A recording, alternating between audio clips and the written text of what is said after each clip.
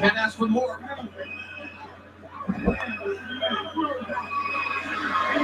A great effort by both men.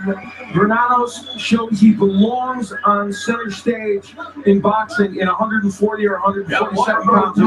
Let's take a look back at this round and some of the action that happened.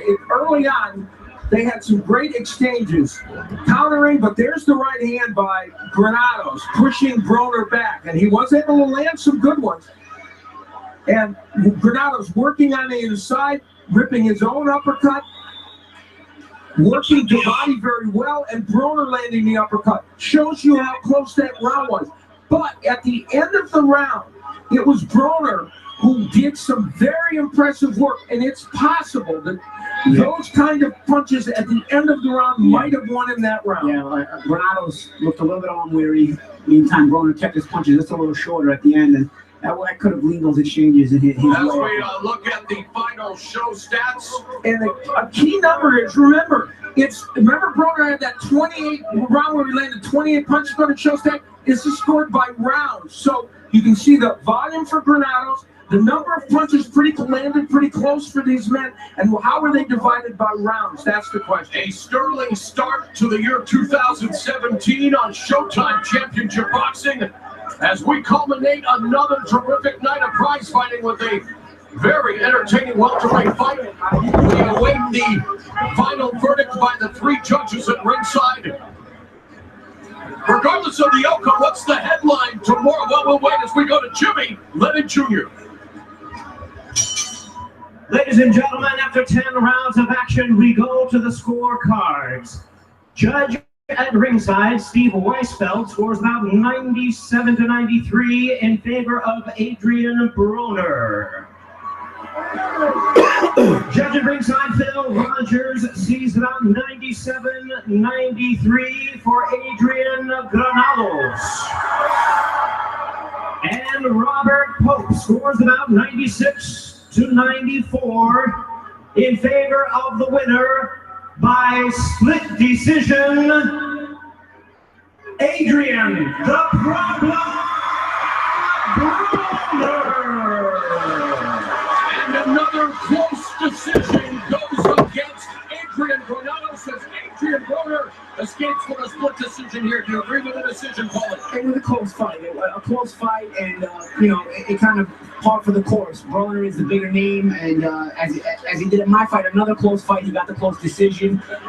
And Granados, not the bigger name, another close decision that doesn't go his way, like many of the fights that he's had against big names. And what we saw in there tonight,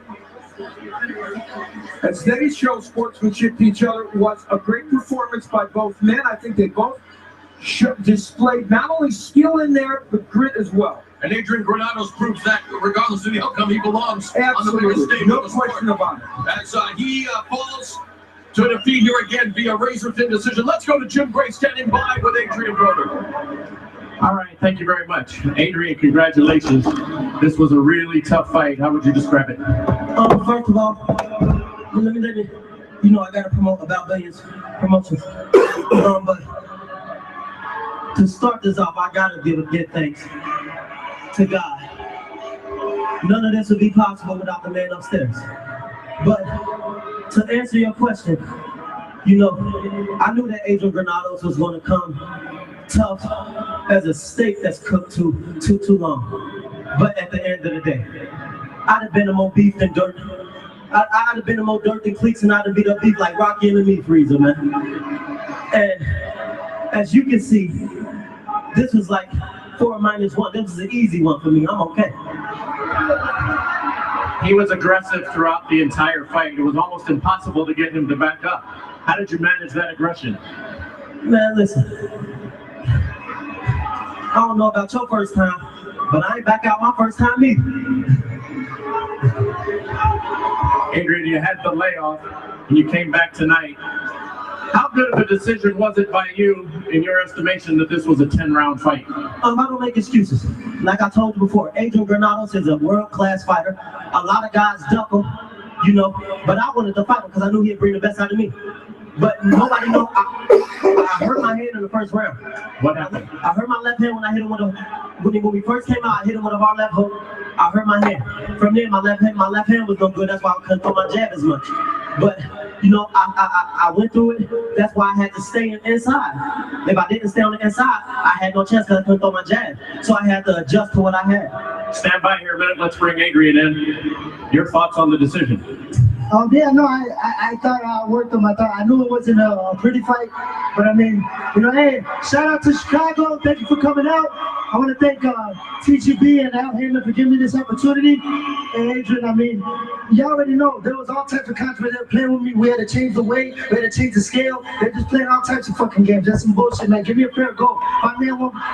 Give me the first weight. Do it right away. Y'all always treat me like some dumbass. Come on, man. It's some bullshit. Look, I understand. I ain't got the perfect record. Y'all can talk about whatever losses. Y'all know I could beat any of these guys, man. Like, come on, man. Y'all seen the scorecards. Split decision. Give me another one. Let's go in again. Come to my house. Come to my house. You feel there was a hometown advantage here this evening? Definitely. I had a knock. He fought smart. He fought smart. He did his thing. Hey, you can do it. Beat me again, then. Let's do it at my house. You both dedicated this fight this evening to the memory of Ed Brown. And I know this is a difficult moment for both of you to have continued without your friends, and you guys are actually friends. Listen, man. Inside this ring is business. But Adrian Granados is a great friend of mine. And any given Sunday, I'll give him my last. And after the night, he gonna come party with me at the after party in Celebs. So you know, it's nothing personal.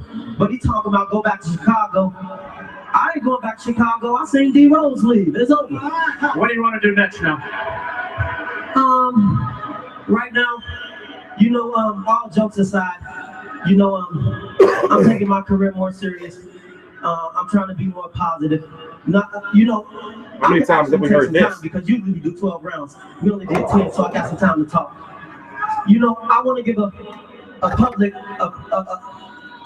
apology to not only my fans, but the parents out there that got the kids looking up to me, to all the foolish things I've done in the past. You know, I can promise you that going on from here, I'll be a better role model, a better father figure, and a better star for y'all. Beautifully stated. Thank you, Adrian. Thank you, Adrian. Thank you. Let's go back to Mo. Keep it proud. Love you, baby boy. I see you up there. All right, Jim, thank you very much. A spirit in the bear and a spirited post-fighter. It's not that I don't think that Adrian Broner is good or he can't be good. I think that his team is just, you know, I think that he needs a new team. Not because his team is bad.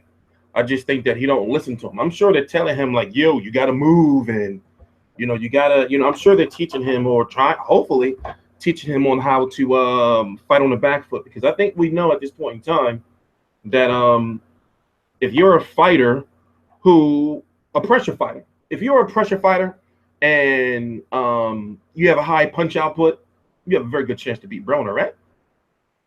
Right? You know, so now that he's staying at 147 pounds, that's no good. He's saying he's staying at 147 pounds. That's no good. Who at 147 pounds, even Lamont Peterson would give him problems. Luis Collazo would give him problems. You know? Danny Garcia would give him problems. Keith Thurman would give him problems. I think they're trying to cash him out. Word is those Pacquiao talks are, you know, either there's something going on. You know? Not for April, but maybe for when Pacquiao fights in November. There's something going on. You know, maybe it's time to get Broner that money. He put it out there. He's got child support issues. He put it out there. It's on his Instagram. For a non-title fight, they can do 10 rounds. But also, you know, that was to help Broner a little bit. Come on, we know why they did that. We know why it was 10 rounds. Come on. If he's having trouble making weight, you know, no tell him, did he? We don't know if he had trouble making 147. He made it, though. Danny Garcia will lose to Broner. Get out of here. You tripping. Lay off the crystal. So it's, it's the issues with Broner are visible. The issues with Broner are visible. So I feel that he's been, it's not, what's his Michael Stafford, his trainer. It's not his fault. It's just that I used the same example when he fought McDonough, right? When he was fighting McDonough and he was getting his ass beat, Stafford trying to talk to him, trying to tell him, like trying to coach him, trying to tell him, like, yo, you should do this. He talking about, I got it. Broner, no, you don't have it, bro. You're getting fucked up. You don't have it. So I don't doubt that they're not teaching him this stuff. I just doubt that he's listening. So maybe it's time for a change in team. Because the issues that he needs to work on are clear as day, but is he working on them? Punch output is too low. He doesn't throw punches, rarely does them in the back foot, and his inside game is on some weird shit. See? So, but Broner is good for boxing. He's good for boxing, but he's just not as good as people think he is or he think he is.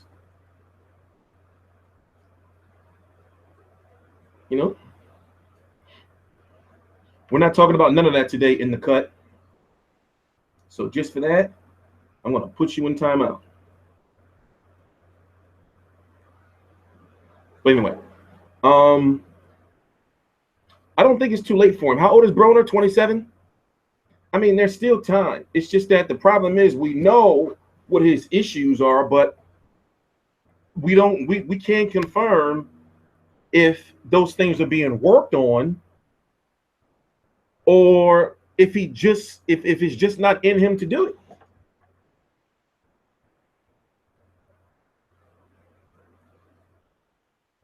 If it's just not in him to do it,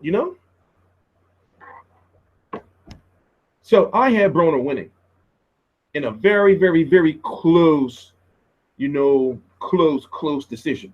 But it's not about who I had winning or not. It's about like him, like how did he look, Now me being hip to the game, I already knew who Adrian Granados was. Now for those who didn't, because there were many who were saying, he's fighting the bum, this is a tune-up fight. Adrian Granados is pretty good, and if you look at all of his defeats and draws, they're all either split decisions or majority decisions, and all the fights he was actually in, what fight was that? It was one majority, I believe it was one split decision that he did convincingly lose. But for the most part, that's been his career. Now, he wants a rematch. That shit ain't happening. And then for him to say in Chicago, that shit ain't happening.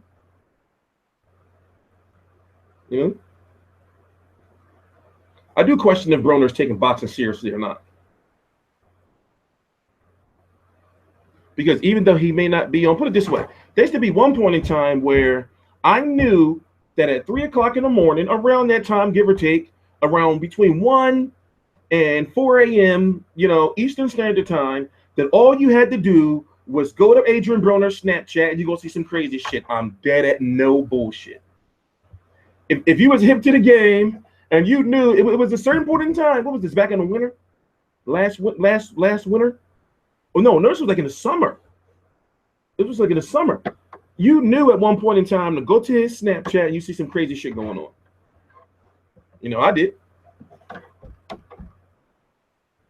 So I just think that he just needs to, I think that it's time for a new team. Now, if he gets this Pacquiao fight, okay, keep your team. But then again, do you get rid of your team now and start fresh for a big fight like that if you do get the fight? You see what I'm saying? So I just think that, I'm not saying that his team is a bad team, but they had him since he was 8 years old. So they seen him come from nothing into something, and I'm sure they seen how his attitude changed and that he don't listen to them. You see what I'm saying? But at the same time, he is their meal ticket too. So it's it's kind of hard to say. But me personally, I think he needs a new team. I think he needs like not because they bad. It's just that he needs somebody like where they're going to be like, yo, listen, if you're not going to come in here and do what we need you to do to be successful, then we're not going to fuck with you.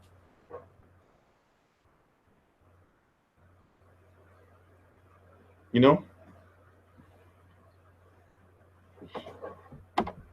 I'm trying to think of who, because see, when you think about what this Broner need to work on, he has the power, even though his power didn't carry up to 147, but it's manageable. He needs somebody that's going to get him, to work on those fundamentals, like inside game and fighting on the back foot. I'm trying to figure out, because see, you would say, somebody would say something like Robert Garcia, but I would think to myself, well, Robert Garcia is not really known. He's good from what we've learned. He's good for punch mechanics. For example, he brought out Marcos Maidana's jab. So yeah, a Floyd Senior.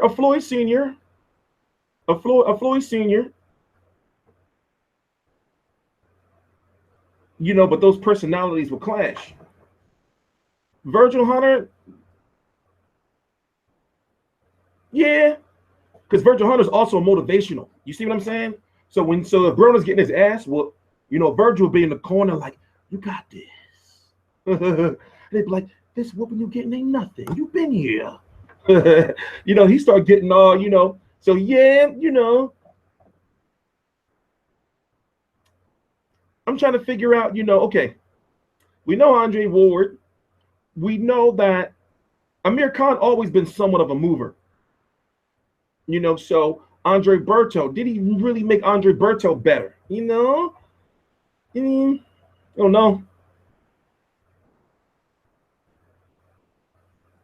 But there's some things. Yeah, true. Andre Ward's inside game is see, here's how I rate inside game, right? Inside game is when you know how to do all the little dirty tricks and everything, and you don't get a point deducted. Like Floyd Mayweather's inside game is spectacular, phenomenal. Remember when he was Pretty Boy Floyd? The Floyd Mayweather inside game didn't really show up until once he started the Showtime contract. It wasn't there for the Miguel Cotto fight. You can tell that's when he knew, like, all right, I'm getting older. So his inside game, people say he'd be holding and everything, but to me, this boxing. So his inside game is phenomenal. Andre Ward, yeah, because Andre Ward has a nice trick that I like, where he knows how to, like, as soon as the ref break you up, like as soon as the ref is like that millisecond that he's out, out of the way, Andre Ward throws a punch. So I just think that, like, in my personal opinion, I just think that Broner has no discipline. He may tell us that he's training hard. We may see that he's training hard on Instagram and all that shit, but what is really going on? Because I'm sure somebody probably had to tell him, well, if you're doing dumbass shit, don't put it on Instagram.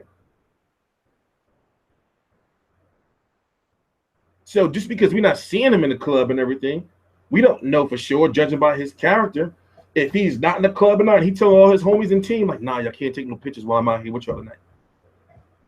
You see what I'm saying? So I just feel that he's not done. I just feel that he needs to change his team. And once again, it's not because of his team. It's because that he's outgrew them and gotten too big for them to the point where he's probably not listening to them. They tell him to do shit, he do what he wants.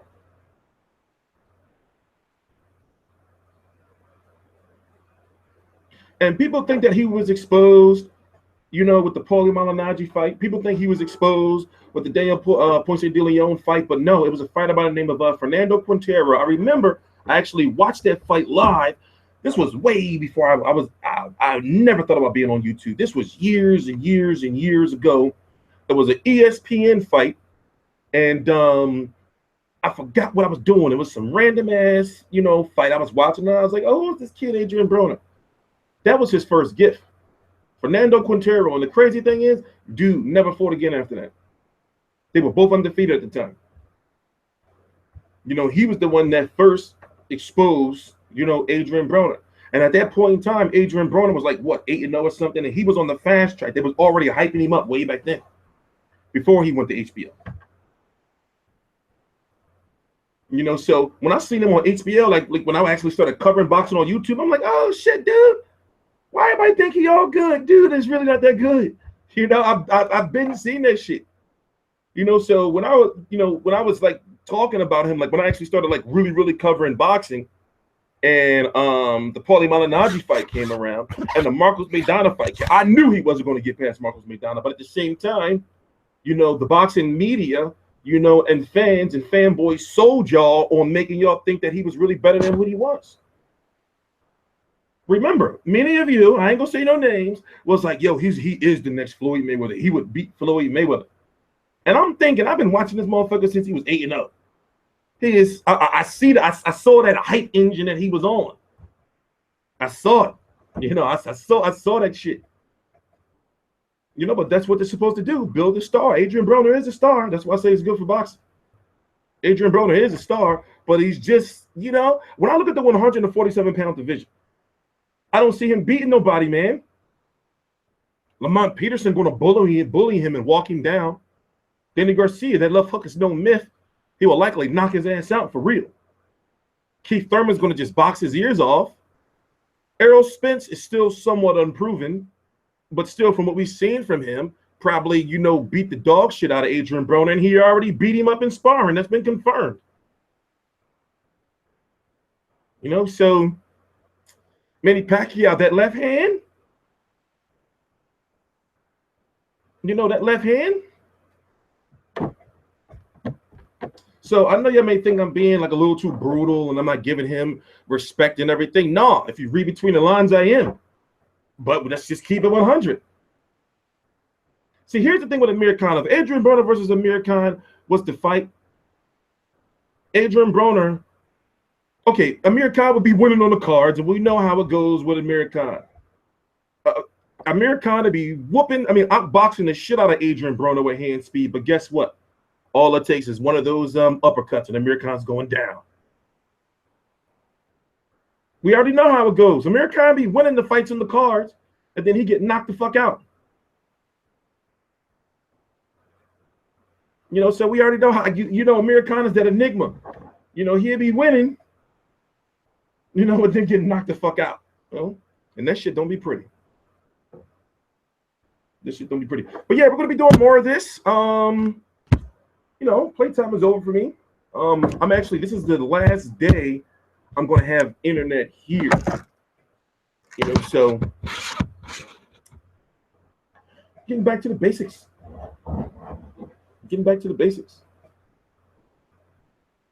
So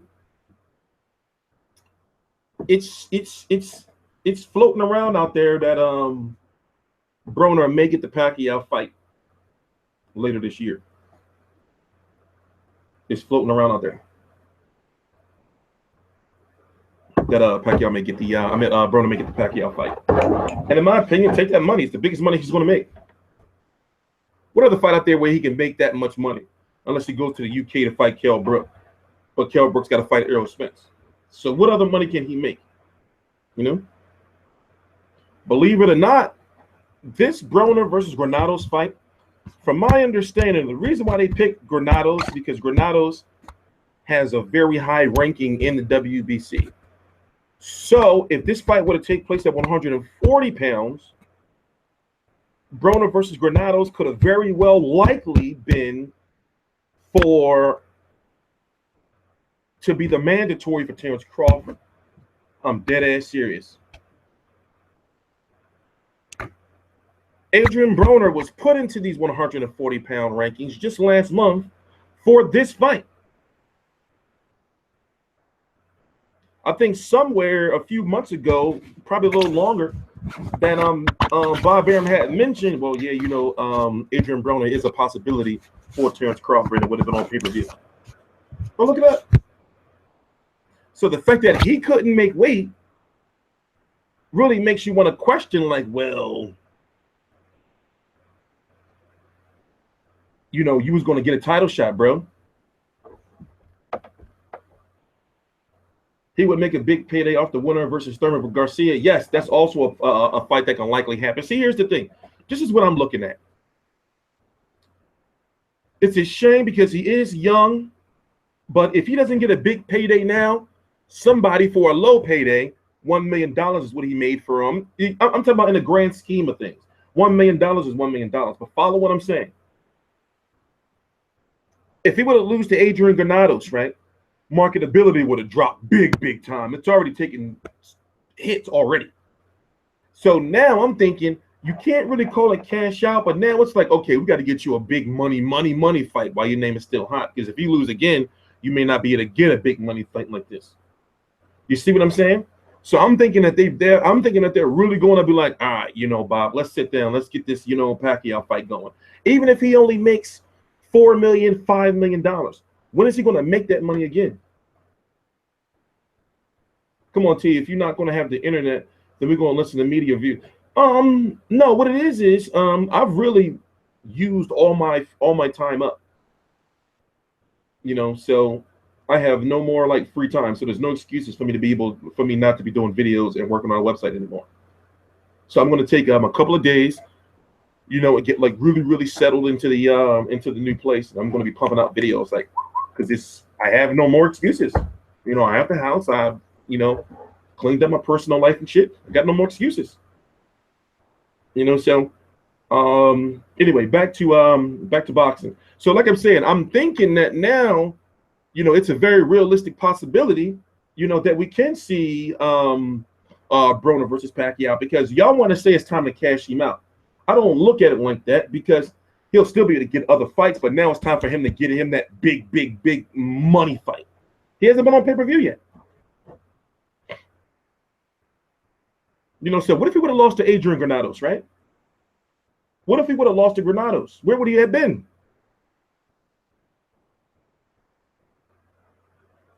You know? So I expect for a lot of news to start circulating around about that. Or what if they hit him with the even though Pacquiao says he's fighting in Abu Dhabi, what if they hit him with the well, since he's already on weight right now? I'm just saying, I'm reaching with this. But what if they say, well, since he's already coming off of a fight and he's got that little tiny cut, and how serious is the hand? Nah, the fight can't happen. I was gonna say that maybe they can do Pacquiao versus Broner in April, but they can't do that shit. I was reaching. You know, because Pacquiao's supposed to fight on April the 22nd. Then Bob Arum, they was trying to get him to fight 4 times this year. Pacquiao said, no, I'm not doing that shit, man. So he's supposed to fight in April and then in November. You know, so for Broner, they can squeeze in a fight for him in June, you know, or July.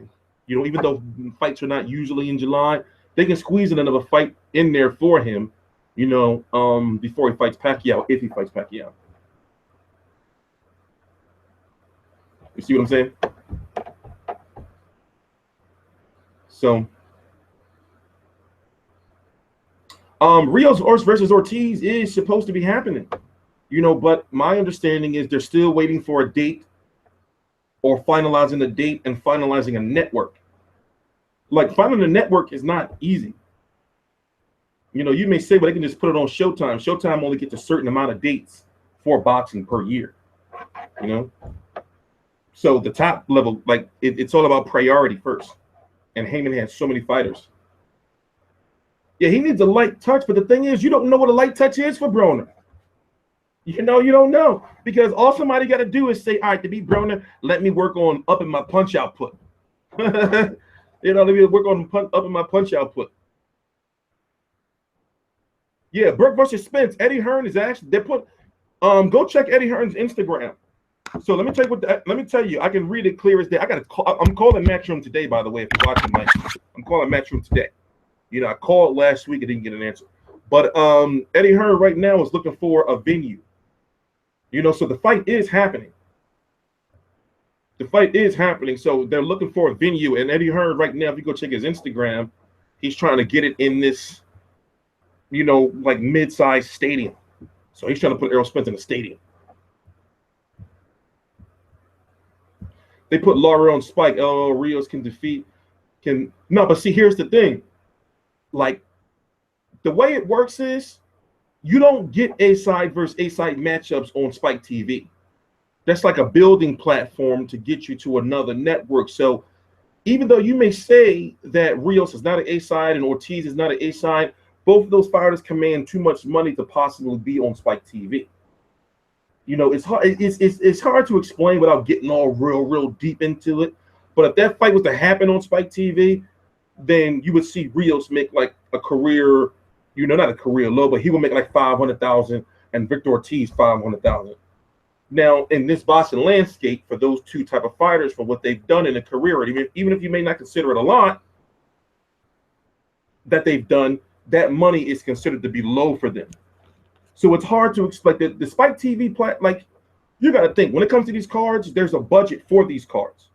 Spike TV being Viacom, who owns CBS and Showtime, those three networks are networks that the network pays or helps pay for the fighters' purses and the broadcasting calls and everything like that. But if there's a fight that's on NBC and it's on your Premier Boxing Champions fight, then that money comes directly out of the pockets of PBC and Al Heyman, which they haven't made profits off of any of those cards. So it's deep and it's complex, but I don't want to sit here all day talking about that shit. No disrespect. No disrespect. But yeah, on Mondays, starting in once after Golovkin versus Jacobs is over, you know, that next month, that next week or the week after, we're starting a podcast. It's going to be from I could do it these times, right? But this is a little too early, I guess. I'm thinking from 1 p.m. to 3 p.m. Eastern time for like the podcast. So the podcast will be a podcast and a Google Hangout at the same time. Then I got a TV that not like a monitor and I got a lot going on. You know, so I'm thinking, you know, 1 p.m. to 3 p.m. Eastern time is like a good time, and that's every month.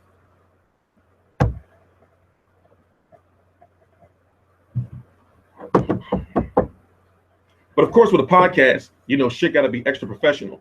So I can't say nigga, you know, I can't talk about like, you know, pussy and all kinds of stuff like that anymore. Those days are done. Those days are done. However, my streams after fights, the late night ones, they're going to be dubbed as we did before, TstreeT After Dark. So we can curse and, you know, talk about all kind of crazy shit. Not on the podcast. Can't do that. I better checking something. It's a Monday morning. Got all the emails to send and shit. But yeah, Deontay Wilder fights this weekend. If you don't know, every weekend up until mid-June, for hardcore boxing fans, there's nothing but boxing. I'm talking about every weekend. Every weekend is a meaningful fight. Every weekend. Shit, have you heard tax season podcasts? Nah, I dread tax season. It's not like taxes is not the same as it used to be for me. You know, I got to pay taxes every year, and it's you know, this year's the first year I'm doing them on my own. I got until April. You know, but it's tax season is not good for me. The good thing is everything for example, my hoodies and everything, I keep all the receipts. My hats and everything, they're considered wardrobe. You know, so everything you see in my videos, as long as I keep the receipts, they're all tax write-offs. But that shit is not no joke, man. Alito Alvarez versus Lucien Butez this weekend too? Or is that next weekend? Yeah, see, we got a lot of boxing. We got a lot of boxing. You know, I'm talking about like boxing is like super lit. Look, like when I say that we have the most active string of boxing since PBC started, you know, yeah, people say PBC is failing. Put it this way: if they were doing what they're doing now, when they first started, then they would be good. You see what I'm saying? Because now Heyman has no choice but to be risky with all his fighters, where he was using his PBC platform to build his fighters to something great. Now, that's not saying that that's wrong, but, you know, they completely underestimated the boxing market. And also, they don't watch YouTube. They wasn't getting, like, feedback from, like, the real, regular, everyday boxing fans like y'all, you know? Or it seems like that to me. Especially when I went and looked at the like that corporate structure of like the people they hired and everything. And I'm thinking like, well, wait a minute. Like a lot of these people, like they may have did big work for these other companies and everything, but are they really in touch with the boxing fans? For example, I've always said this. You get the biggest or the most credible news about a fight that's going to happen, about anything involving boxing, any inside information from the people that are actually with the boxers. I'm talking about the boxers' homies, the boxers' chefs, the trainers, and you know the people who sparred with such and such who sparred with who be in such and such house.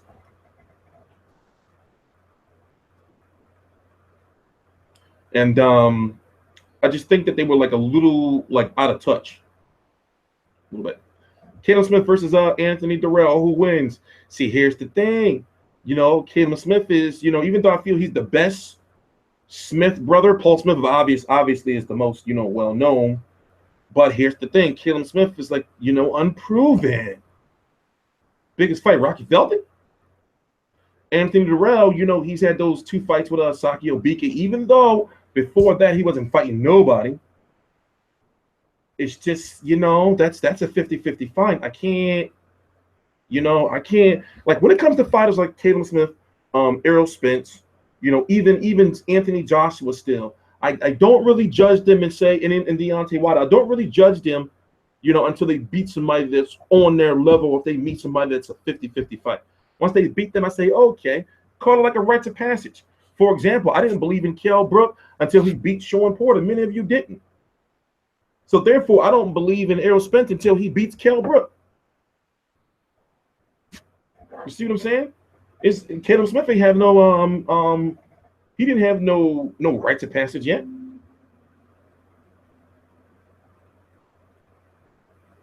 So it depends on how you look at it. It depends on how you look at it.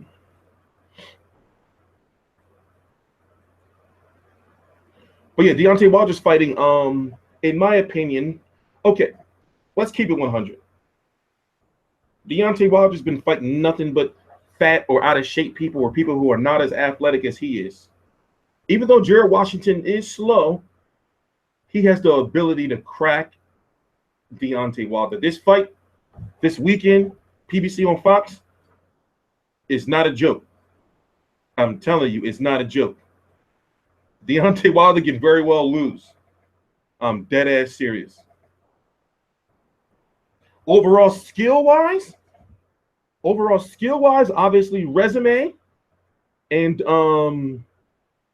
amateur background goes to Deontay Wilder.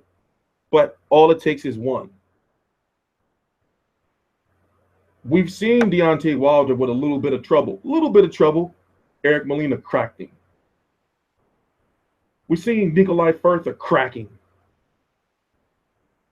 We've seen the sparring footage. We're seeing when that Polish guy in the amateur knocked him out. You know? I'm just saying. So, Deontay Wilder is undefeated. He hasn't lost. You got to give him respect for that.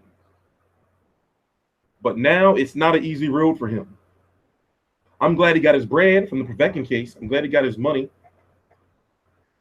But now he's got a lot of shit to prove, and it's no choice now. because after Gerald Washington, if he beats Gerald Washington, and I'm going to give him respect if he beats Gerald Washington. I'm not even going to lie. I'm going to give him respect because that's a big fight to me. He's going to have to fight either Luz Ortiz or Bermain Stavern. But the way it's looking, the WBC may say, yo, you know, okay, Luz Ortiz is your #1 contender.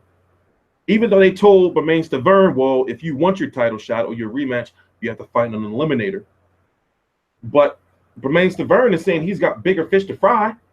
And I'm like, you want to get to Deontay Wilder, but the WBC is saying, okay, well, just beat Luz Ortiz. You're saying you got bigger fish to fry. What fish is this? Like, what are you talking about? You know? You just ducked him, bro. That's it's clear as day as you trying to duck him.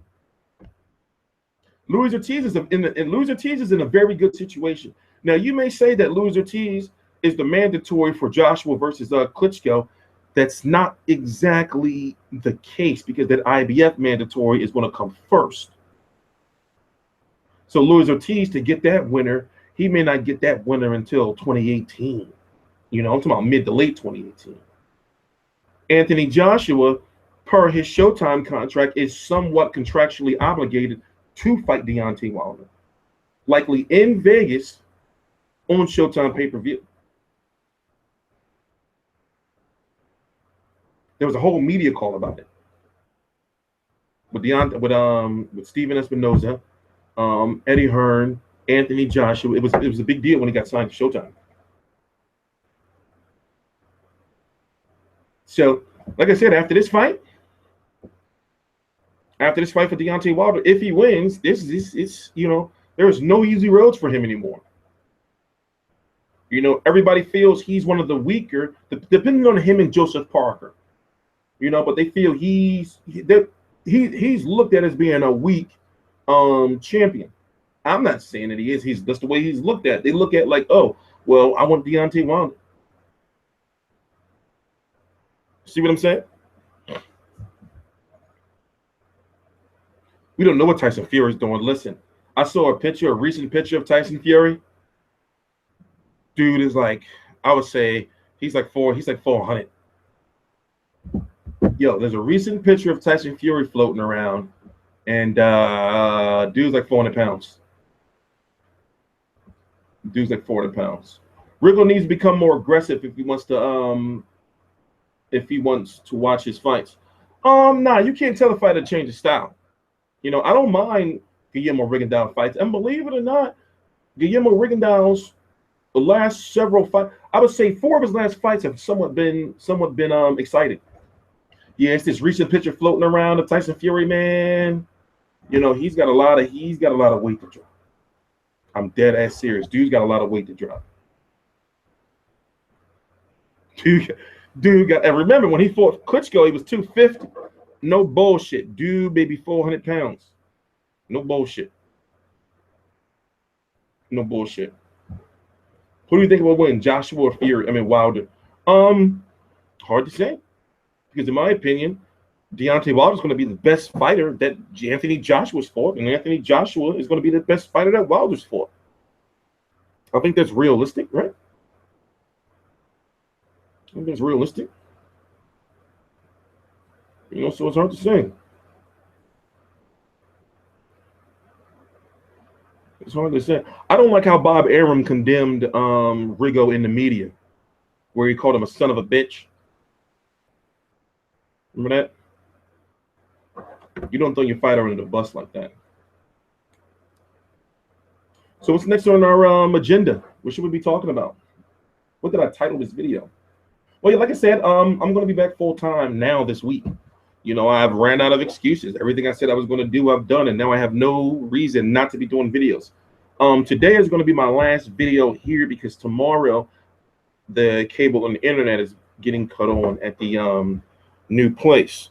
I've let everybody know what's going on. So for the people who have contacted me about wanting to get to fights or wanting to help out Fight View 360, then now's the time. You know, so I have help also merchandise, even though I said we wasn't going to be selling any merchandise until you know, late this year or next year. Merchandise is actually being manufactured right now. I saw the prototypes and all the stuff last night. So a lot on my plate, but now, you know, it's time to get things done. So the goal is we're going to have a podcast every week between 1 and 3 p.m. We're going to have a guest on those podcasts, 2 out of 4 weeks a month. What else? I'm going to be going to all local fights and providing full coverage for all of those local fights. You know, not all. Sometimes it'd be too many. But as far as Philadelphia fights, you know, I'm going to be at all of them. You know, write a little article up, you know, interview some fighters and whatnot. I'm going to be at Thurman versus Garcia. I'm going to be at Golovkin versus Jacobs personally. And right now what we're doing is we're getting everything in order so they were fully operational by next week, because I'm supposed to be doing like a lot of writing. I've been working on my writing over the last year and a half or so. You know, so writing like nice, good pieces and articles, you know, on, you know, boxing. So if anyone's interested in helping, you know, and going to any fights, even if it's like small, low-level fights. If you say, you know what, there's a fight going on in my city, I want to do a little bit of work because the work is not that much, you know, and you get into the fight for free. And then if you do well on that level, we move you up to the next level. You know, so email me at editor. That's EDITOR at FightView360.com. Maidana ain't returning. Marcus Maidana is good. He's got some highly prized cattle. He's got some good cattle. And I've heard things. It's not my place to say, but he's doing good. But he's got some good cows. You know, so he's got some good cows. And he's eating those cows. Who should Andre Ward fight next? What kind of question is that? He needs to fight Sergey Kovalev. Something's going on because nobody from main events has come out to the media yet. So basically, they reached a deadline to get talks done, like last week or the week before. So something's going on. So I guess that they're probably finally talking because HBO has a date set out for the fight in June. You know, in June. So it's supposed to be Canelo versus Chavez in May on HBO pay-per-view, and then Kovalev versus or Ward versus Kovalev 2 on HBO pay-per-view in June. I forgot the exact June date.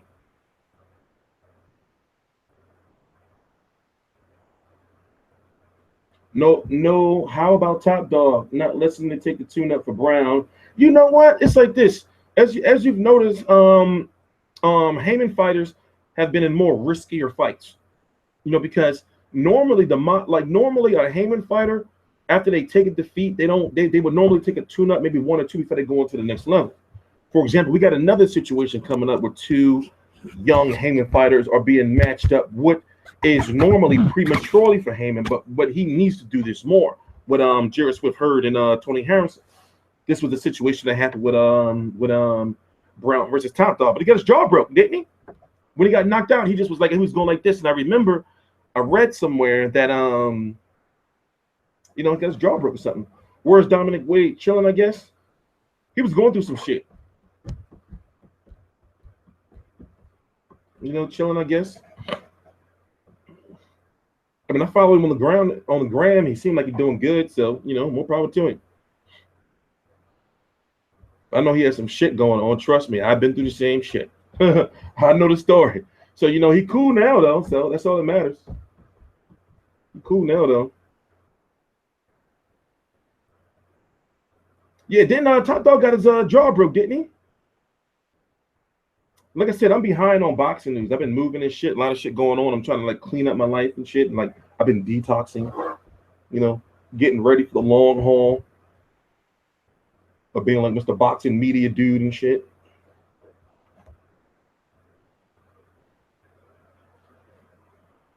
So we're gonna hang out for about another 40 minutes or so. And I gotta start, you know, making phone calls, sending emails and shit. A lot on my plate.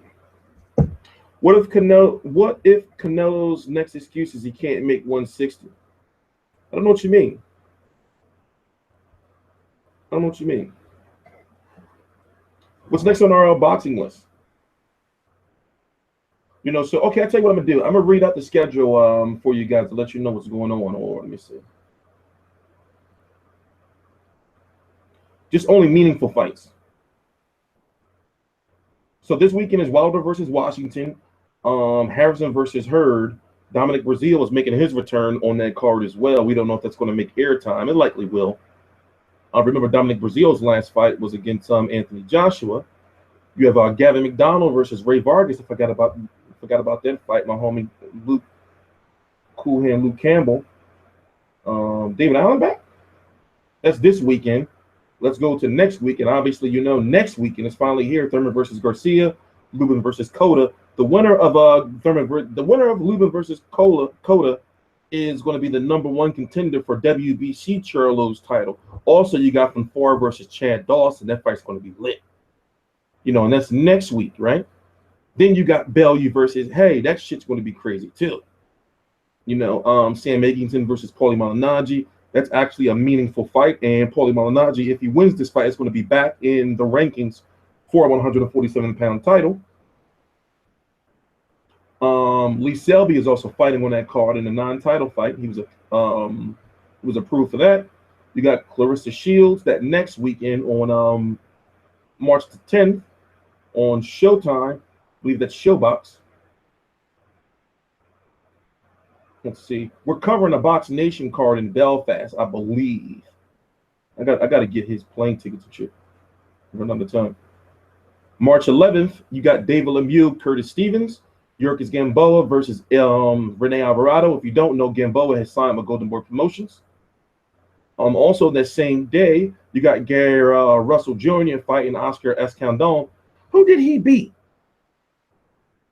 I've seen this guy fight. Those names, you know, when you cover as much boxing as like for people who go on YouTube, you be knowing who these people are, but you don't really remember them. I can look him up real quick, but don't feel like it. Also, you have Jermell Charlo, the WBC Jermell Charlo that I told you about, whose mandatory is going to be either Eric Lubin or Jorge Cota. Jermell Charlo is supposed to be fighting Charles Hatley, but it hasn't been finalized yet, and that's on March the 11th. You know, what else? Demetrius Andrade, also. People have been wondering where he's at. Demetrius Andrade is fighting on March the 11th in Germany against Jack Calquet, you know, for the WBA world title, the title that Eris Lindy Lauren had when Floyd Mayweather was champion. You know, so that's a fight to watch, especially, you know, with those German cards. German cards are notorious. Y'all may think it's Russian. No, it's German cards. German cards be fucked up. Who else? Then we only at March 11th. We're only at March 11th. March the 17th, Travis Kaufman versus my man Mansour. He's back after getting his jaw broke his last fight. Omar Douglas, I was at his last fight when he fought Javier Fortuna. You know, he's fighting Edna Cherry. Steve Cunningham is also on that card. That's PBC on Bounce in Reading, PA. I can't go to that. I can't go to that. Then in New York, you're going to have Michael Conlon making his New York City debut against Tim Mabara. This is the day before in the same arena as Golovkin versus Jacobs. You know, which is March the 18th. So if you see what I'm saying, we're only in March, and the schedule just keeps going and going and going. I really don't feel like reading any more of this shit, truth be told. So you kind of get the point, right? You get the point, right? A lot of boxing. You know, a lot of boxing. Does Lamont Peterson get to the Garcia versus Thurman winner? No, it all depends on the WBA, because the WBA only orders the WBA World and the Super Champion to fight at their discretion. So when you're a WBA World Champion, you are not the WBA Super World mandatory. You're not, you know. They only do that if they want to.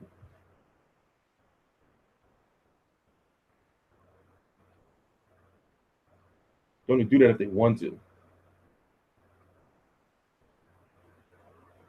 You know, the WBA would be on some weird ass shit. They be on some weird ass shit. For example, how do you have Joshua versus Klitschko, right? Fighting for the vacant WBA Super World. But if you go look at what the WBA Super World is supposed to be for, this should be weird. You know, but they're like, well, we need that sanctioning fee. We need that money. That should be weird, yo. Like my first interview ever with Keith Thurman, I asked him, you know, and this was a question, you know, that was hot at the time. You know, well, why hasn't the WBA ordered you to fight Floyd Mayweather? And that's when he broke it down. Like, you know, when you're the WBA Super World Champion, you up there on some cloud by yourself. You know, they don't have to order shit. That's what he said. Kovalev fired John David Jackson, the place to blame. Did he really? Where are you getting this from? You're making me want to go look some shit up. You better not be lying, you son of a bitch. You better not be lying, or you're getting blocked, bro. Let me see. Where do I go for this? I know somebody will put it on my Facebook. Somebody will put it on my Facebook, right? It would be in some boxing forum somewhere.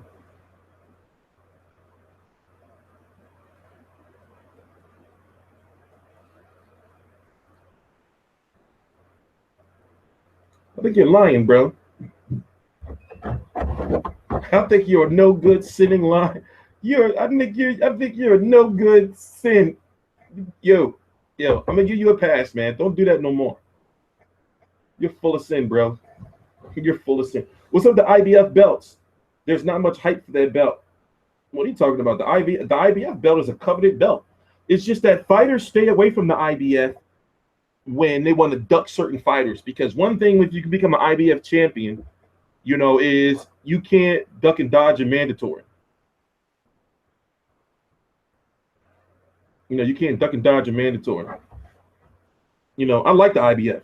You know, the IBF makes sure you get your shot. They don't give a crap who you are. They don't care about no rematch clauses. No nothing. They like, yo, fight your mandatory. We're not trying to hear none of that. We don't got nothing to do with that step aside money. You know, I like the IBF. You heard David was replaced. Ain't nothing been officially announced yet. That would be a dumb move.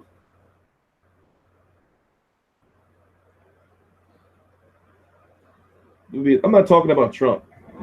Did y'all notice we had a nice, productive boxing chat? I didn't play no music. I didn't play no nothing. I'm turning a new leaf, right? We didn't talk about no personal shit. And y'all want to talk about Trump. Get out of here. So what's next on our, what's up with Berto versus Porter? You know, like I said, a lot of these fights, I believe that they're waiting for just dates. And I believe they're just waiting for dates, because PBC already released their schedule somewhat of how many shows are going to be on each network. You know, so in order for Berto versus Porter to happen, from my understanding, that would have to be on either CBS or Showtime. You know, so those are the only two options for a fight like that. You know, so if it's going to be on Showtime, then they have to wait for the Showtime. Because right now we have what's going on is the Showtime winter early spring schedule.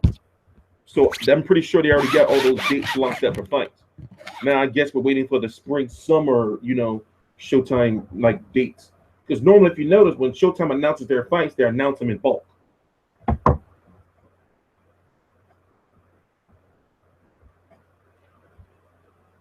You had Granados winning against Broner. I mean, it was a close fight. It's hard to say close fights, like really, really close fights or robberies. You know, but in my opinion, Broner won, but barely. You know, but barely. Is it possible for Broner to drain himself to 140?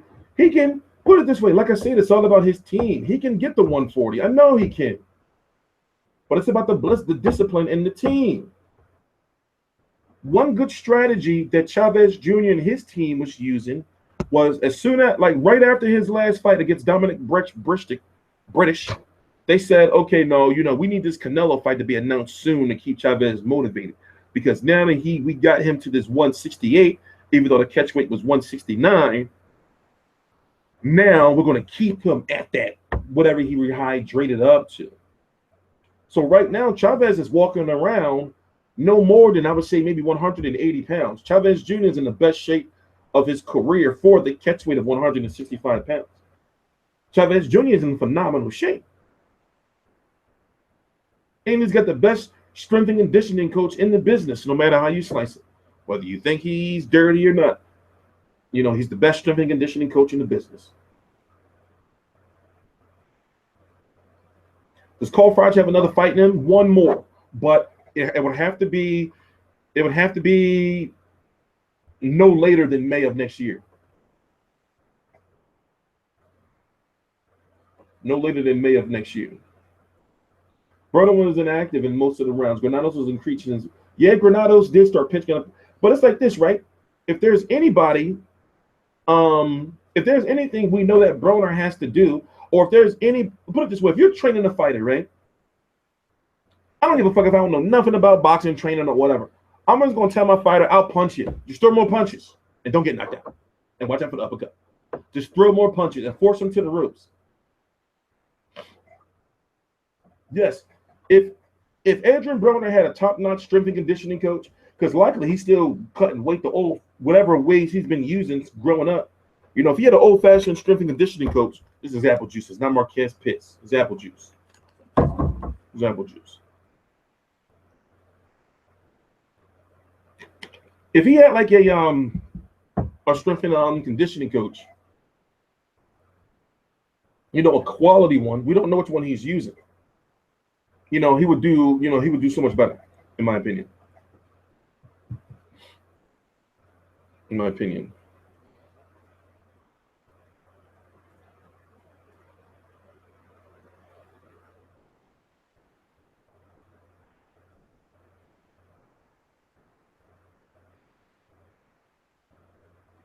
My bad.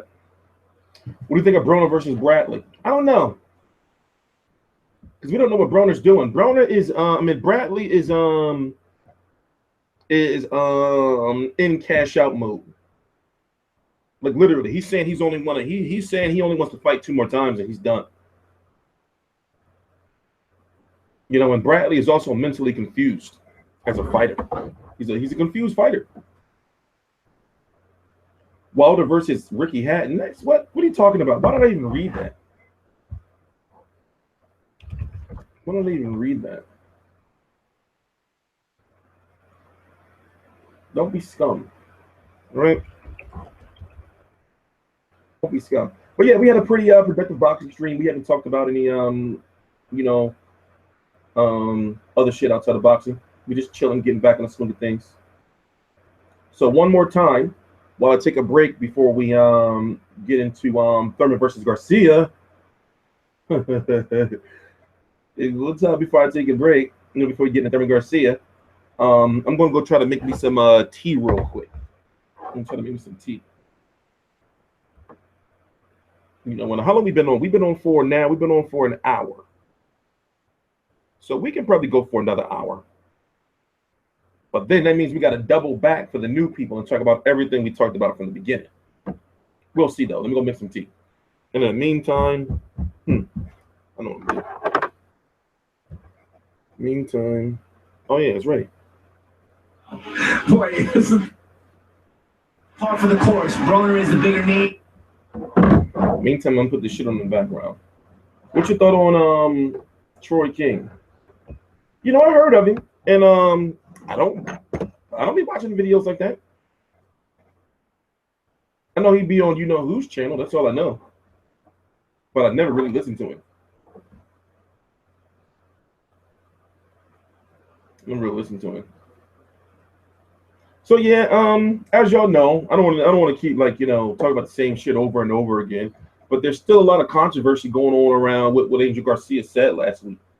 And like I said, people think I'm some type of fucking clown, a coon, and I'm just condoning the shit that he says. I'm not condoning this shit. And the only reason why I was saying that I was from Philly was to try to comfort him, to be like, yo, I'm not no motherfucker from somewhere else. I know that in Philly you get a pass for what you're saying, but I want you to understand, or trying to get you to understand how it looks to other people who looking like, yo, who the fuck is this Rican saying nigga? You see what I'm saying?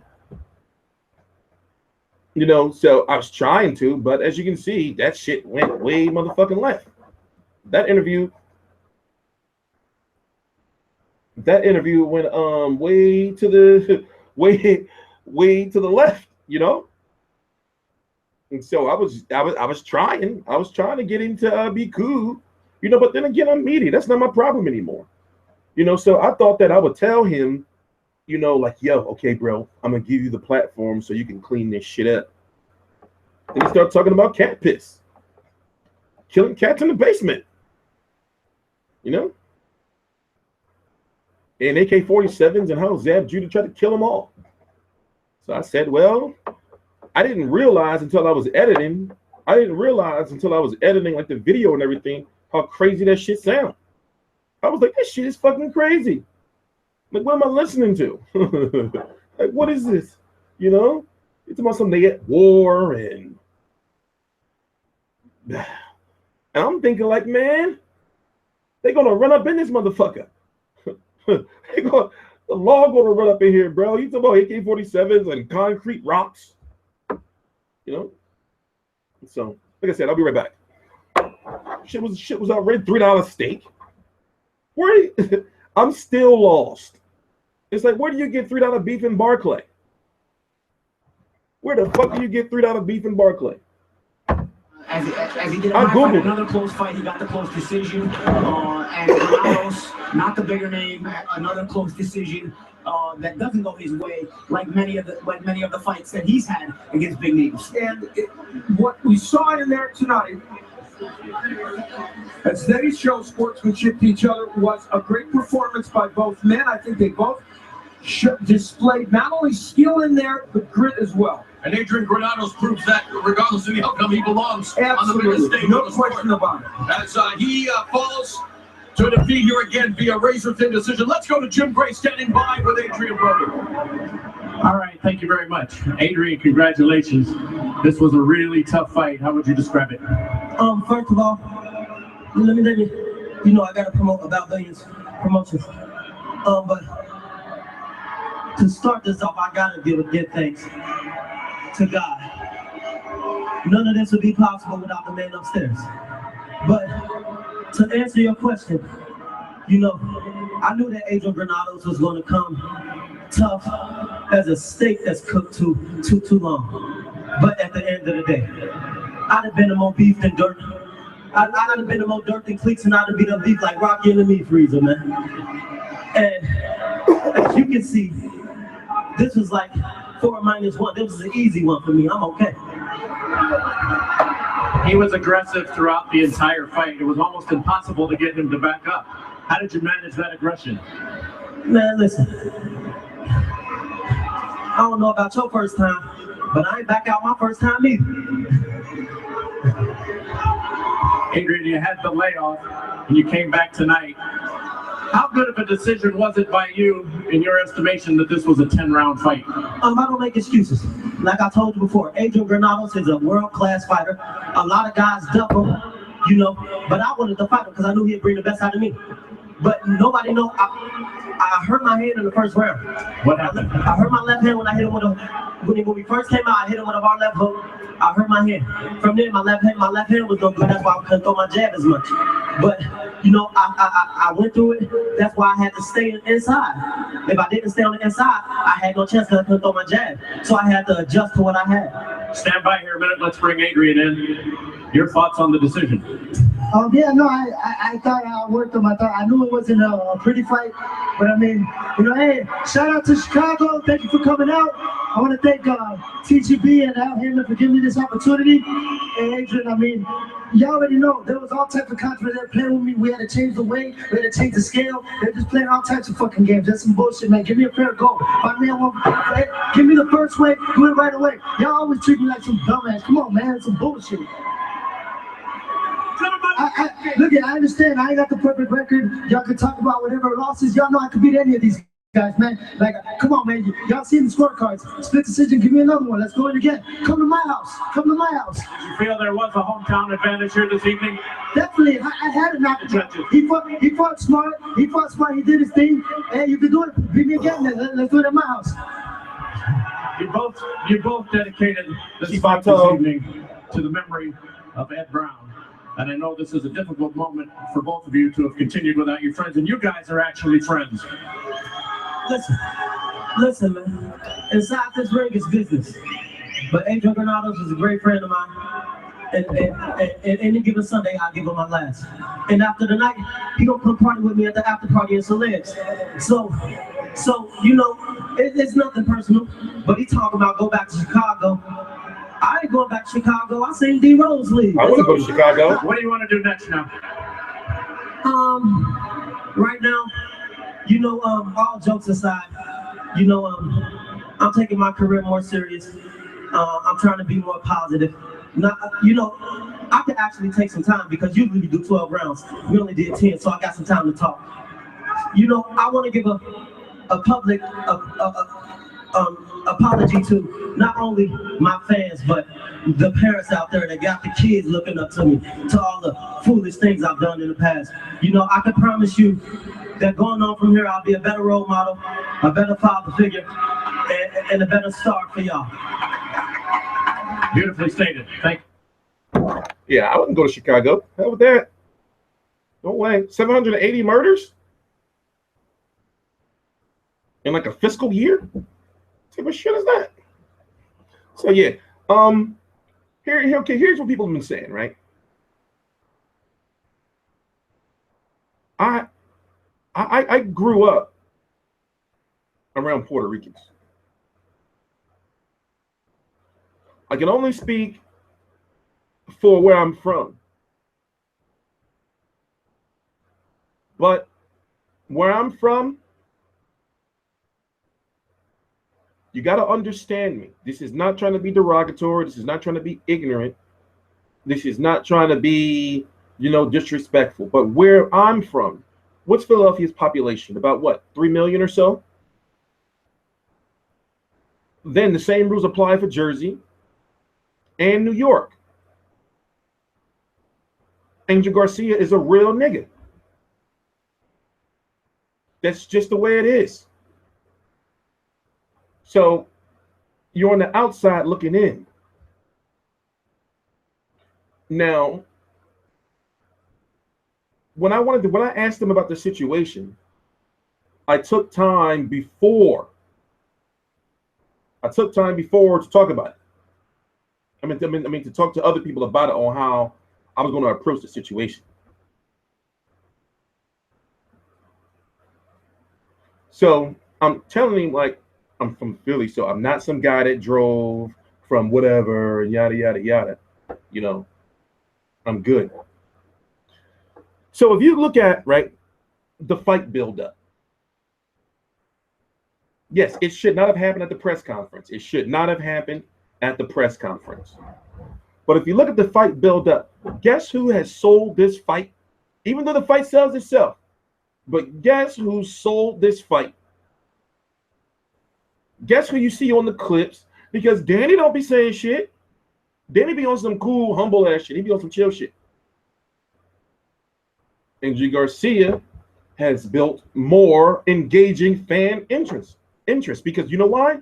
Because now people are like, I want to see his son get knocked out. I want to see his son put to sleep in front of him in his arms. People saying crazy ass shit. The pressure's high on Danny right now. Angel knows it. They didn't talk this shit up. Now they gotta walk it.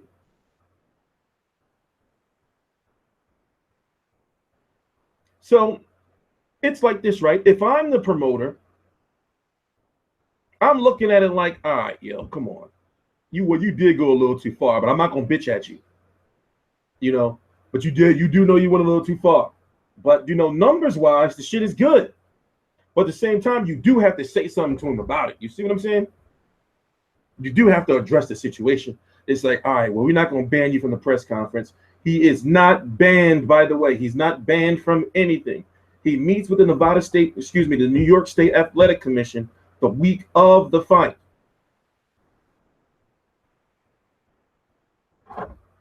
You know? So he's not banned from anything. He's never been banned from anything. The only person who has the power to ban him from anything is Al Heyman. That's it. Not Lou DiBella, not the WBC. So, but yeah, the shit was unprofessional. He shouldn't have did that shit. Like, I can understand if he did. Okay, put it this way. I'm a marketer at mine. I'm a promoter in mine. So if he said it once, like, you bitch ass nigga, that would have been enough controversy. You know, but the fact that he kept saying it was like, that's too much. It's too much, Angel. It's too much. It's too much. It's too much. You know, he went too far. You know, he went too far. You know, so to say he's a racist, like if you knew where he grew up at and knew his hood and everything, to say he's a racist, come on. Now, is he racially insensitive? Hey, racial insensitive. He's racially insensitive like a motherfucker. I make sure listen, if I see like some type of like I was in the market, right? And no bullshit. I don't know. I was gonna go to the freezer and get it. It's in the freezer. I brought this little ass motherfucking thing of ground beef that you can make probably 2 burger patties out of. And it was $3.43. And the first thing in my mind is, how the hell did that happen? Last I checked, beef is expensive as fuck. You know? So, you know, I'll be thinking about that shit. You know, he's opened my eyes. So, and if it's true that cats are being murdered in the basement, he says he knows people who eat that shit. So, like I said, let's keep it boxing. You know, I'm questioning now. You know, and I don't know where he's getting his $3 beef and Barclays, beef and broccoli. I don't know where he's getting that shit from. You know, somebody told me at what is that? Frankfurt and Orthodox, at the Chinese store, at the bus stop. You know, below the train, below the L train. Somebody told me they got real cheap beef and Barclay. And if you're eating from one of them Chinese stores, yo, you deserve whatever you get. If you eat from one of them Chinese stores in Kensington or Frankfurt, you deserve whatever you get. That's a Philly thing. That's an inside. Just if you're from Philly, you know what I'm talking about. I wouldn't dare. I would not dare. I wouldn't be surprised. Let me stop. Anyway, yeah. So the fight is next week, man. I got Danny winning, but I'm no fool. I know that Keith Thurman is the favorite and Danny Garcia is the underdog. Here's what I want to see. I want to see how Danny Garcia reacts to getting punched with some clean ass shit from a power puncher straight in the face. Because if you know what I'm talking about, Keith Thurman is an accurate puncher. He's going to punch the shit out of Danny Garcia in his face. I want to see how he reacts. Remember, Sean Porter had relentless pressure, but Sean Porter almost buckled to the point where his knees buckled. He had to grab Keith Thurman, hold on to him. Like, oh, shit. I want to see Danny get punched dead in his face. I want to see how he reacts. Because that's truthfully what it's about. If Danny Garcia can take Keith Thurman's power, you know, and if he can just up his punch output, because in my opinion, Danny Garcia is a more accurate, precise puncher than Sean Porter. Sean Porter is way more aggressive. But Sean Porter smothers his work. You know, so even though Danny Garcia is nowhere near as aggressive, his shots are going to matter. But the intensity has got to be upped. You know, we've learned that movement and the jab bothers Danny Garcia. But Keith Thurman doesn't want to be there in front of Danny Garcia. That left hand is no myth. That left hand will fuck your shit up. Danny Garcia close eye left hook. That shit will fuck you up. Excuse my language.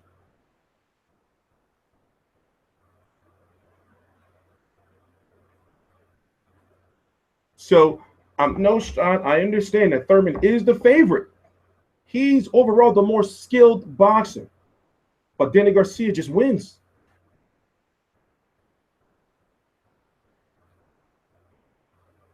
Danny Garcia just wins.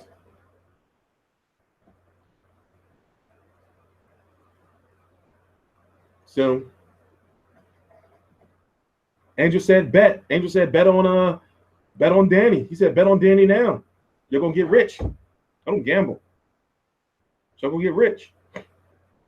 Danny Garcia had a gift very early in his career. Ashley Theophane. Go look at that fight up. That was his first gift. It was his first gift. Gift. I can't say gift. Gift. Gift. There we go. What's next for John Molina? Will he fight? Oh, get out of here. Get out of here. No disrespect, John Molina, but get out of here. Don't ask me about him. We got bigger stuff to talk about. Get out of here. No, Denny got two gifts to me. I don't believe that he lost to Lamont Peterson. Ashley Theophane and Mauricio Herrera, I believe he lost to, but not Lamont Peterson.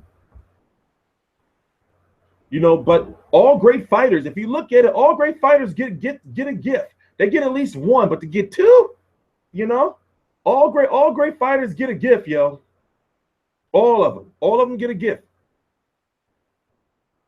That's been throughout history. You know, that's been throughout history. That's been throughout history. Garcia's roiding, no VADA testing. No, he's not roiding because actually it's VADA and the clean boxing program, WBC's clean boxing program that did not contact Danny Garcia or Keith Thurman. So where are you getting your information? The video is right here on the channel. And I was there when they were talking about it, when the news broke. So it's on the WBC, actually.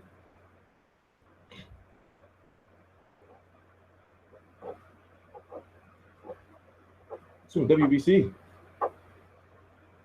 Because they were supposed to make sure, you know, like it's on them.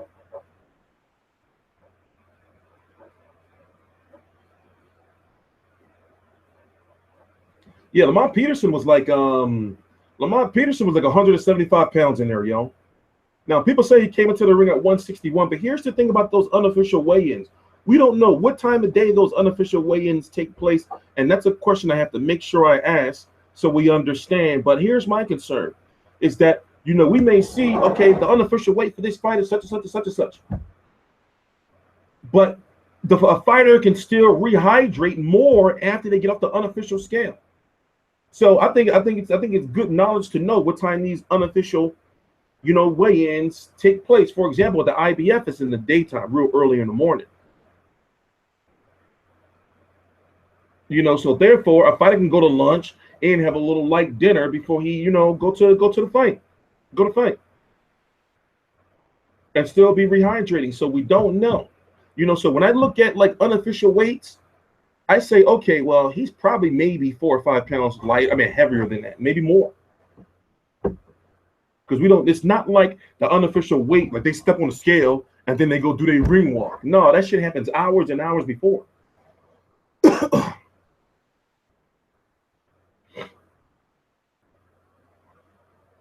So you don't really know. But anyway, we're going to end this in about, we're going to chill for about, we can chill for about another 20 minutes because I got shit to do.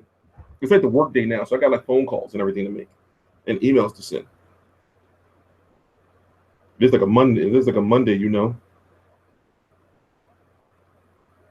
I got shit to do.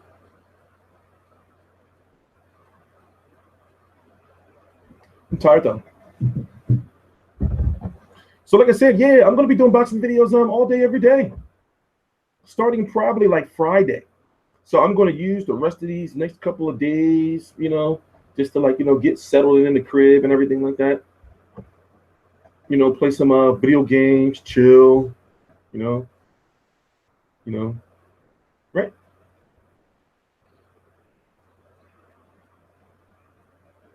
So, thank you for your support, guys. You guys have been riding with me for like the last couple of years. But I haven't been really doing videos like that.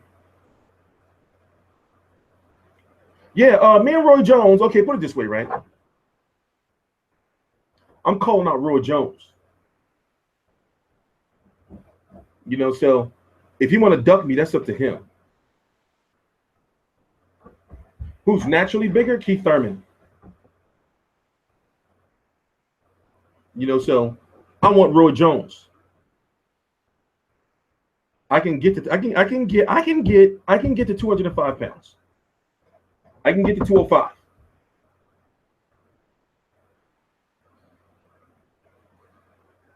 I can get to 205 pounds. So I want Roy Jones Jr. And I'm gonna put him to sleep for good. Not like death, but I'm talking about like his career.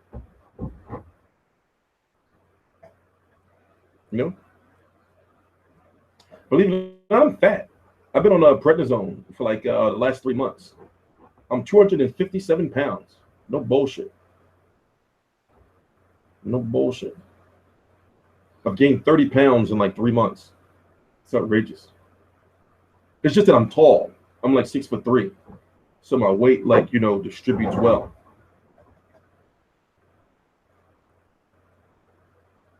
But yeah, I'll whoop Roy Jones' ass. So if he wants to fight, his team can contact my team. We're already in delicate, fragile negotiations. But yeah, anyway, what's next on the boxing list? Cotto versus Kirkland was supposed to be this weekend. I'm so glad that shit ain't happening. I'm so glad that shit ain't happening, yo.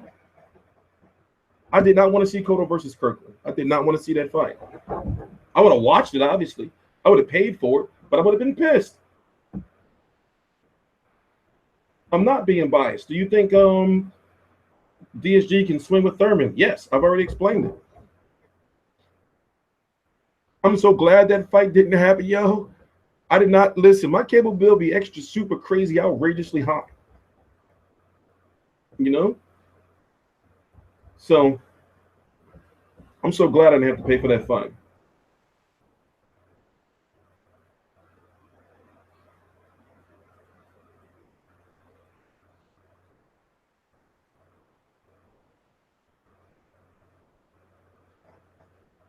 Is Hopkins done for real? Oh, let me talk about this. All right. Listen, I don't think Bernard Hopkins is done. You know why I don't think he's done? It's because he didn't have like no type of retirement ceremony, no type of retirement party, no type of retirement, nothing. I don't think Bernard Hopkins is done, man. I don't think he's done. Yo. But if he's going to fight one more time, do it right, fight in Philly, and fight somebody with a fucked up record and just get the win and just take your ass home. He was hooping yesterday.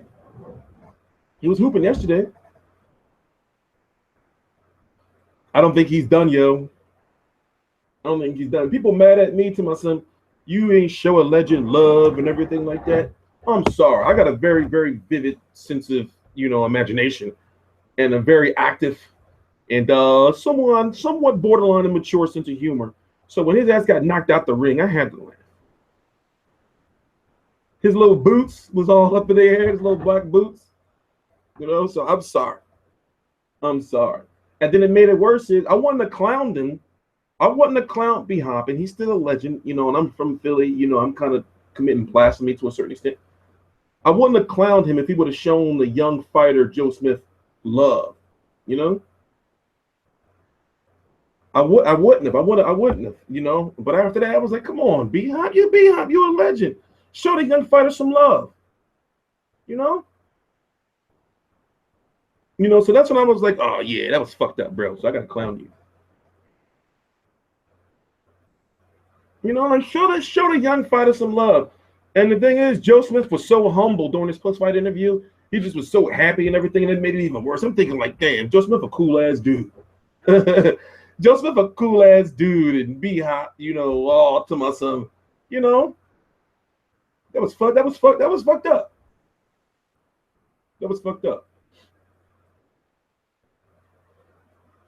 Hopkins Jones 3 rubber match. Oh God. You know, I brought that fight. The second one. And it was here in Philly. This was way before I was covering boxing. I brought that fight. You know, it was some people in Philly that was actually hyped about that fight, and it was horrible. Dude, I don't want to talk about it.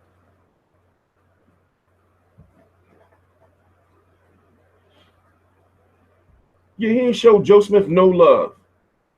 He ain't showed Joe Smith no love. I'm calling out Roy Jones. He know what he did. I don't feel like explaining it. I don't feel like explaining it. But if Roy Jones wants some problems, I'll give him the problems he needs. And yeah, I must have forgot. He was humble after the fanfare fight too. What do you mean? So if Roy Jones wants to fight a real man, I'm here.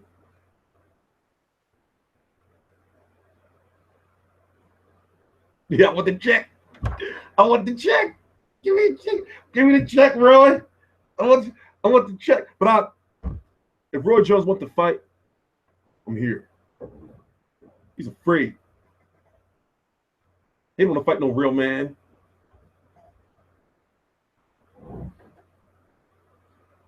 I'll put him to sleep. Give me the check. Give me that check. I'll be trading my ass off. Oh, ain't no drug testing either. No drug testing. I'm inside. No drug testing.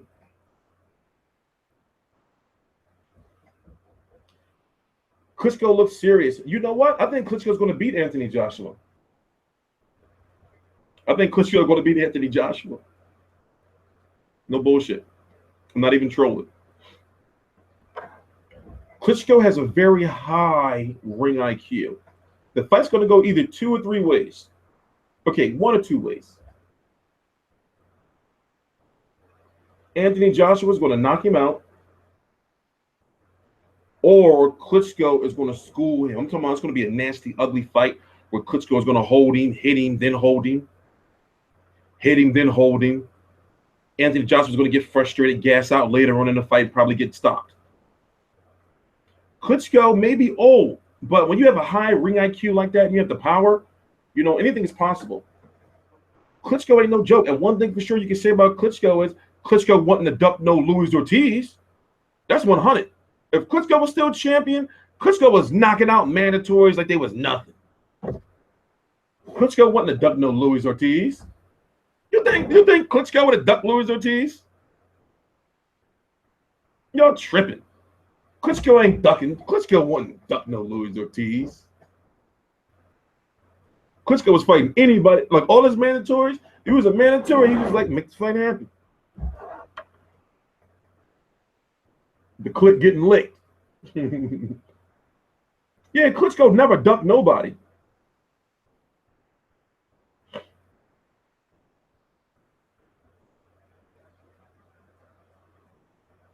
Luis Ortiz, if Klitschko was still champ, Luis Ortiz would have been got his shot. Yep, Luis. But the thing is, listen, Klitschko may just hold Anthony Joshua, but still gonna school him. So Anthony Joshua better be prepared for that. Klitschko gonna jab him, tie him up. He gonna school that. He gonna school that young man. He gonna take that young man to school, young man. Hey, of course, ain't no shame in holding. You know, that's a part of the game. And the game is the game. Do you think you can beat Prime Roy Jones? Hell no. Even if I'm fighting now, I'm going to sleep. But still, I ain't afraid of him.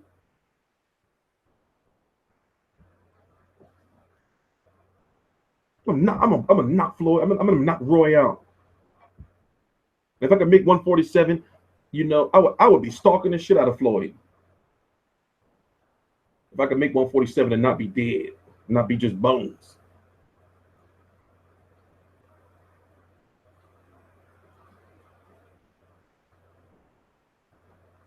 King Kong is the most ducked heavyweight. I wouldn't say that he's being ducked, but he's being avoided. Being ducked is when, like, you know, you're supposed to fight him and you find some way out of it.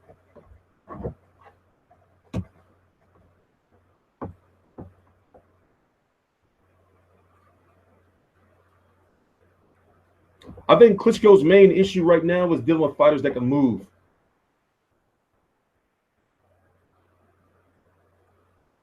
You know, even though it was an ugly, nasty ass fight, Tyson Fury was showing him angles. Tyson Fury was giving him angles. I'm waiting for a very important email. And I'm going to get off of here soon because I got like so many important phone calls to make. And then we're going to be back this weekend. Hay couldn't move, was too short. I wouldn't. Hay was afraid to pull the trigger, if you noticed. You know, you would think, like, you know, like with Hay, especially with his stance, you know, that he was using in that fight, that he would try to use the jab more and to set up like the right hand or the haymaker. You know, but he was afraid to pull the trigger, kind of like Klitschko was afraid to pull the trigger against Tyson Fury. Like, what was up with that? What was up with that? Let Briggs fight Ortiz. Briggs is supposed to be fighting Fresno Quindo. Something is going on with the purse bid because the purse bid minimum is like $1 million. So therefore, since it's a 50-50 fight, both of them fighters will be making $500,000 if I'm correct. And basically, no promoter feels that those two are worth that amount of money, believe it or not. So there's something that's going on with that I have to go back and research.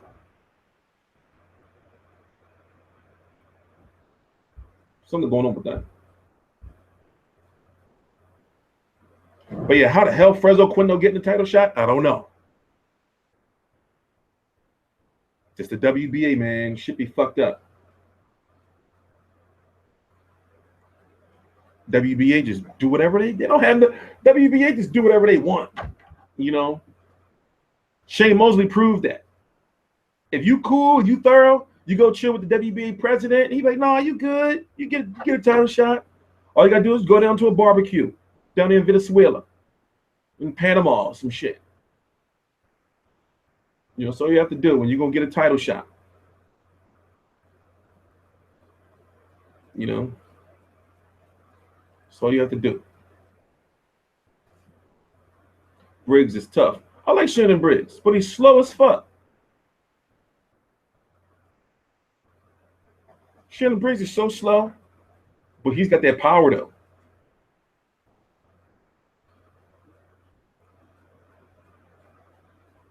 Yeah, nobody wants Briggs versus Oquendo. Nobody wants it. And the thing is, the WBA is like, okay, well, for anybody to bid on this fight, it's got to be $1 million. And they like, yeah, anybody paying $1 million for this shit? You know, that's from my understanding, that's the issue that's going on right now. You know, so the WBA keep pushing back the purse bid. It's like, yo, you got to lower that shit. It must have $1 million. Y'all tripping.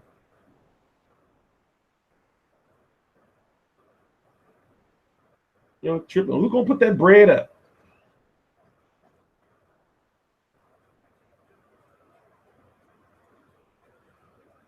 What be the ratings numbers for that? I don't know. What network will pick it up?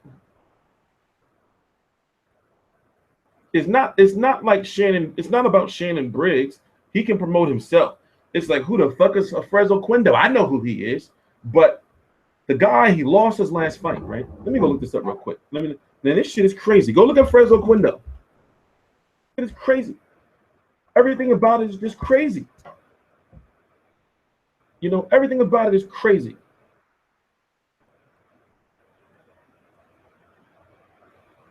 The guy's 43 years old, right? Right? Now listen to this. It's not about the age. The age is not what I want to talk to you guys about. His last fight, right, was in July of 2014. He lost that last fight to Ruslan Chagiev, who Lucas Brown beat. So the WBA went to Ruslan Chagiev and said, well, even though he beat you, he failed the drug test. The belt is yours. Ruslan Chagiev said, oh, no, man, fuck that. I'm retired. So that's how this fight has come about.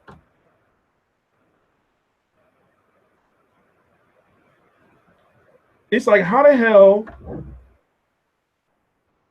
you are mandatory when you lost your last fight that was 3 years ago? What the hell is going on? What the hell is going on? Is he Triple H-ing? Is he sleeping with the boss's daughter? What the hell is going on? How is he ranked? How is he getting the title shot? Shit's crazy. So it is what it is. It is what it is. But like I said, it's the WBA, man. So you don't know what they be. No, we don't know what be going on with them. Nobody knows what's going on with them. So that's why when you hear Lamont Peterson say shit like, well, I'm the mandatory for Thurman versus Garcia. No, you're not, bro. You missed me with that bullshit. You're not, bro. Nah, bro. The WBA looking like, oh, yeah, you are, huh? Okay, we'll see, bro.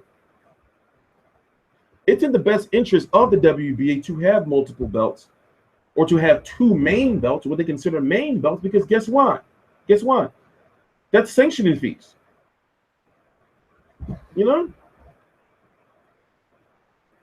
They did Golovkin versus Jacobs because they saw the opportunity, in my opinion. They saw the opportunity to make like some major money for their organization while also not dealing with fans' onslaught because fans kept harassing them. Like, well, WBA, why are you not ordering Golovkin to fight Jacobs? So, you know, you got to harass the shit out of the WBA.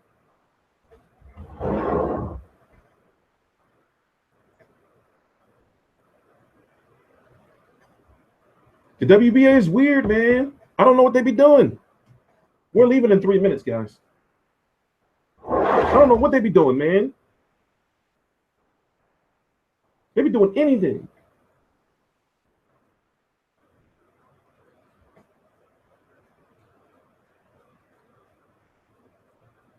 They be doing anything.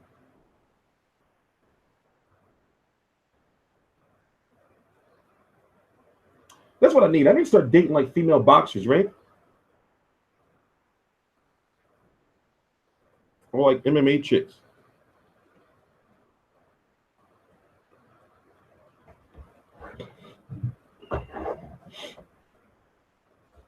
See, like I said, I'm going to be here for the Wilder fight.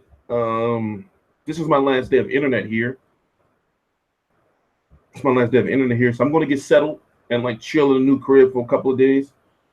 Set up my little temporary like workstation.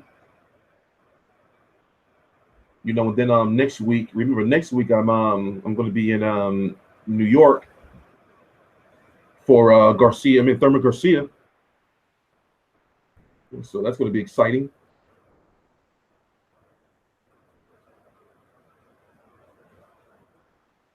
It's going to be exciting. And then go from there.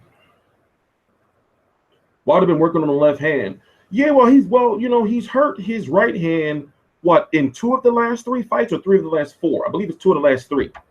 You know, now his right hand is all bionic and shit. But his punch mechanics is all messed up.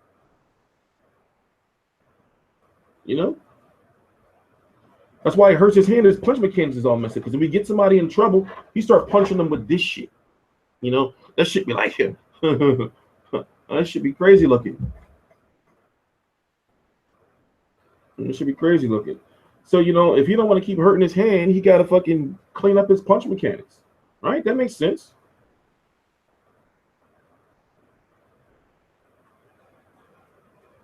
Wilder does have a great jab for heavyweight. He does. Like, Wilder's not a bad fighter. He's just not tested. That's the thing. You know, he's just not tested. You know, we got 1 minute left.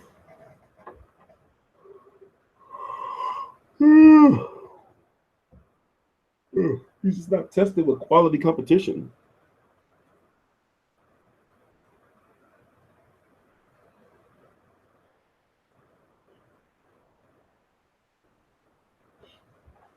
So yeah, we're gonna chill for the next 30 seconds. I'm gonna go make some breakfast. Come back. Send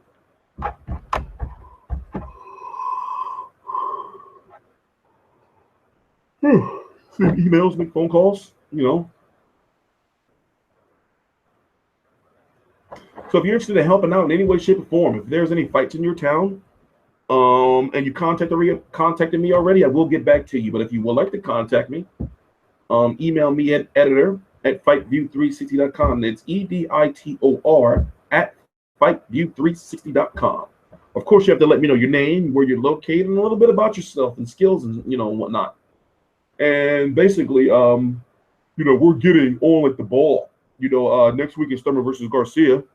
I got to get these plane tickets and whatnot. Sending somebody to Hay versus Bellevue. I'm just so behind.